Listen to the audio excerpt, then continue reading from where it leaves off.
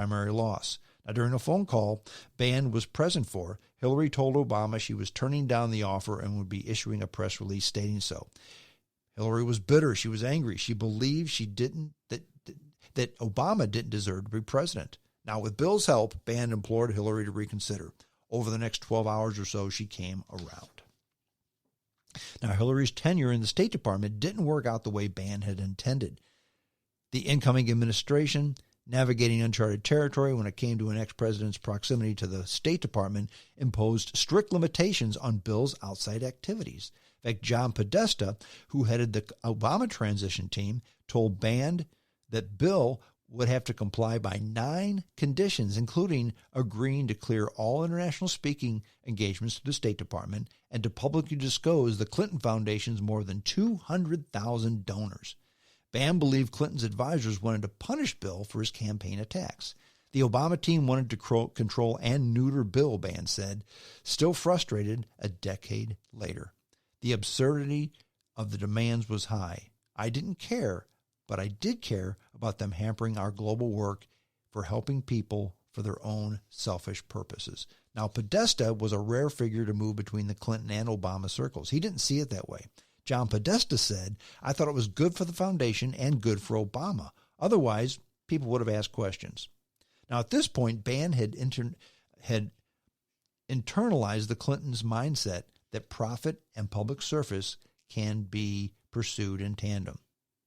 It made him unable or unwilling to accept the administration's concern that foreign donors would contribute to the Clinton Foundation to influence U.S. foreign policy. Now, with the big dog on a tight leash and the Clinton Global Initiative being scaled back, Band started to question whether working for Bill was worth it anymore. And then 2 Americans were arrested in North Korea, and it got exciting again. Now, the television journalist Lisa Ling called Band in July 2009 with a surreal invitation. Kim Jong-il wanted Bill Clinton to visit Pyongyang. Ling's sister Laura and a correspondent for Al Gore's news channel, Current TV, were being held prisoner with another journalist, Yuna Lee. Now, the pair had been apprehended in March for filming along the border with China. Ling told Band that the Obama administration was back channeling with the Swiss government to secure the women's freedom, but the North Koreans had rejected offers from the U.S. to send former President Jimmy Carter or former UN Ambassador Bill Richardson. Kim would only release the women if Bill Clinton went. That's who he wanted to see. Clinton was a star. The other guys weren't. Now, hostage negotiation and high-stakes international fixer work had become something of commonplace of the Clinton post-presidency, and Band was often along for the ride. In 2021, Clinton and Band lobbied Chinese President Jiang Zemin to release 24 Navy servicemen after their reconnaissance plane crashed on Hunian Island. A few years later, Band negotiated with Saif Gaddafi, the reform-minded son of the Libyan dictator, to honor a settlement compensating the families for Pan Am Flight 103 bombing, over Lockerbie, Scotland. Band even got an audience with Muammar Gaddafi in a tent in Tripoli. Now, Clinton deputized Band on their mission to North Korea, which was kept top secret. Officially, the U.S. government wasn't even involved because Clinton wasn't part of the government. Band called movie producer and Democratic mega donor Steve Bing, who was in Havana attending a Cuban film festival. He said, look, I need to borrow your 737 plane. He said, Steve, I need your plane. I can't tell you where we're going. I need it all next week. He said, fine. Obama officials instructed Band not to pay bribes, but he withdrew $100,000 in cash from his own account anyway and stuck it in a duffel case just in case. Everything was set, but according to Band, Obama wouldn't give the green light. It was still early on in the Obama administration and feelings were quite raw. Every aspect of the mission turned into a tense negotiation. For instance, Obama wanted Clinton on the ground for no more than 20 hours, but the North Koreans wanted him to spend the night. Obama's people were worried that Clinton was going to go off script, which was understandable given Clinton's foot-and-mouth episodes on the campaign trail. Obama finally agreed to an overnight trip if Podesta went along too. They sent Podesta to babysit Clinton while Band was working to get hostages released and get the plane home. Band and Clinton departed for North Korea on August 2nd. Now, tensions between Band and Obama, the Obama administration, flared throughout the trip. During a fuel stop in Japan, a State Department official told Band that Kim had been promised that the U.S. delegation would deliver a letter of gratitude from Obama, but the White House changed their mind because they felt the letter would be seen appeasing the nuclear-armed dictator. Band argued for Obama to reconsider. He said, well, we're not going to reconsider, but good luck. That's what Band remembers them saying. Now, they went back and forth, and they did the negotiations, and finally, they got the hostages released, okay? Kim Jong-il wanted Ban and Clinton to go out for an event in the evening. Well, they knew what this was going to be about. This was going to be a photo op where Kim Jong-il could parade Clinton out there and make him a propaganda picture. Ban just finally kept denying it. And it finally worked. Kim's daughter, Kim Jong-il's daughter, wanted to see the letter. And again, Ban the letter wasn't happening because Obama didn't issue it. He kept delaying. Finally, they got the hostages released, and they're on their way home. Now, with Ling and Lee's freedom secured, the mission was shaping up to be a humanitarian and public relations triumph. But on the flight to California, Ban learned from Lisa Ling that the White House didn't want Clinton to deplane with freeing the hostages in front of the cameras. Ban saw this as the Obama administration's petty way of denying Clinton a PR win. It wasn't lost on me that the moment would mean in terms of erasing all the dumb stuff Clinton did during the 2018 campaign. Now, Ban got off the plane with Dennis McDonough, the National Security Council advisor, and told him Clinton would do what the White House wanted, but Ban thought Obama was being ridiculous. I'm saving you from yourself, Ban recalled, saying. People are going to be like, how small are you guys? And he won out, and Clinton got his photo op. So it all worked out in the end. Ban's wife, Lily, gave birth to their first son 5 weeks later, and the baby was 5 weeks early. Which required a week in the neonatal intensive care unit. And this was a wake-up call to Ban. He thought, you know what? I've been living this guy's life for 20 years. Maybe I need my own. Now, Ban wagers he could replicate the work he did for Clinton on a bigger scale for himself, especially in the era of increased appetite for corporate responsibility-type public relations.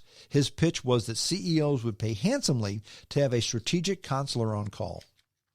In 2010, Ban partnered up with a PR executive named Declan Kelly and Paul Carey and founded Teneo. They aspired to create a communications firm, an investment bank, management counseling company, all in one with the fees to match. Teneo's retainers would start at $150,000 and reach into the millions. Now, initially, Ban wasn't threatened with, and that's when Chelsea Clinton got involved, okay, after all this. But initially, Ban wasn't threatened by Chelsea's new role because they were separated by, Ban was 7 years older than Chelsea, and they kind of related to each other like half siblings, okay? In fact, when Chelsea was in her 20s, Ban would get her concert tickets, little stuff like that.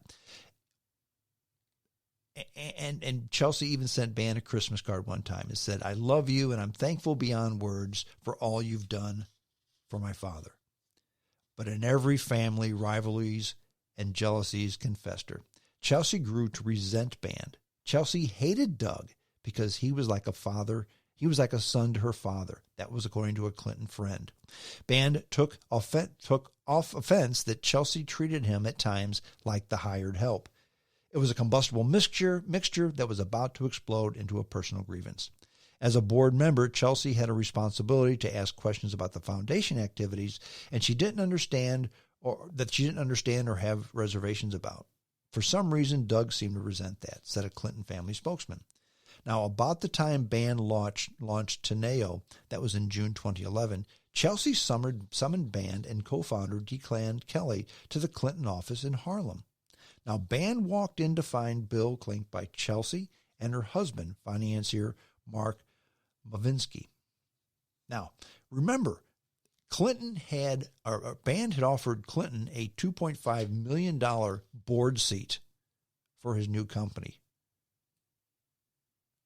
So this was part of that negotiation. Now, according to Band, Chelsea said that Band's $2.5 million offer to put her dad on Teneo's advisory board wasn't enough. She wanted Band to give her and Mavinsky, her husband, an ownership position in Teneo. To Band, it felt like a shakedown. I thought she was kidding at first, Band said. Band looked across the table at Bill, but he sided with Chelsea. Band refused to give up an equity stake, and the meeting ended badly. Now, over the next months, the conflict played out in Shakespearean terms, with Bill Clinton, the aging king, caught in the middle. Chelsea heard from the foundation officials that Band was hustling donors to become Teneo clients behind Bill's back. Band heard that she accused Band of planting a page 6 item about their troubled marriage, which he denied.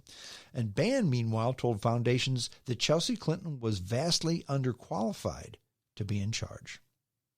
He found it especially galling that Chelsea accused him of cashing in on his Clinton connections when, in his view, Chelsea benefited far more from her famous last name. Band told people she got $1.2 million from NBC for that job, not $600,000 as reported. She had a driver, security, a $10 million apartment, a wedding that cost $5 million, and traveled on private planes. Every job she received was based on her name, Band said. Mine was based on my reputation, experience, and what I had done. Now, by the fall of 2011, the rivalry had turned into a war of attrition. Band looked for an advantage anywhere he could find one. The Clinton ties to Jeffrey Epstein and Ghislaine Maxwell provided one. Band said he had been trying to push Epstein out of Clinton's orbit ever since their much-discussed 2002 trip to Africa aboard Epstein's private 727 plane dubbed the Lolita Express. Now, Band recalled that Epstein had made a bunch of ridiculous claims on the trip, like boasting that he invented the derivatives market. Band said that he had no idea about Epstein's sex crimes back then, but got enough bad vibes that he advised Clinton to end the relationship. But Clinton continued to socialize with Epstein and take his money. In 2006, Epstein donated $25,000 to the Clinton Foundation. Clinton made more than 24 trips on Epstein's jet around this time. Epstein's flight logs show this. And in January of 2003, according to Band, Clinton visited Epstein's private Caribbean island, Little St. James. Band said it was one of the few trips he declined to go on at that time with Clinton. Now, Chelsea had ties to Epstein and Maxwell as well, said Band. He showed me a photo of Bill and Chelsea posing with Epstein and Maxwell at the King of Morocco's wedding. Chelsea remained friends with Ghislaine Maxwell for years after the press revealed Maxwell was a close associate of Epstein. For example, Chelsea invited Maxwell to her 2010 wedding at the Brook Astor Estate in New York. This was after Epstein had pleaded guilty in Florida to procuring sex from a minor. Ghislaine had access to yachts and nice homes, and Chelsea wanted that. A Clinton family spokesman said Chelsea was on friendly terms with Maxwell because of a mutual friend and only took one yacht trip with Maxwell in 2019. It wasn't until 2015 that Chelsea became aware of the horrific allegations against Ghislaine Maxwell, and she hoped that all victims would find justice. Chelsea was friendly with her because Maxwell's relationship with a dear friend. That's when the relationship ended, and Chelsea's relationship with her ended as well. That's according to a Clinton World spokesman. Now, in late 2011, Band instructed Bill Clinton's office to bar Maxwell from all Clinton World events as a way of driving a wedge between Maxwell and Chelsea. He knew in telling everyone to stop including Ghislaine that Chelsea and her father would become very angry. It made it hard for them to justify being close to her. Now, the Clinton Foundation retained the law firm Simpson Thacher to conduct an independent audit on the foundation, which Band saw as a pretext to investigate him. Now, he had just launched Teneo and was worried that lawyers sniffing around could scare off potential clients, killing his new company before it took off. I'd already started my new life, said Band. Chelsea tried to shoot me in the back to justify her own power grab. Now, a Clinton spokesman said Chelsea wasn't motivated by personal animosity. Chelsea was concerned about Doug's behavior and grew to distrust him.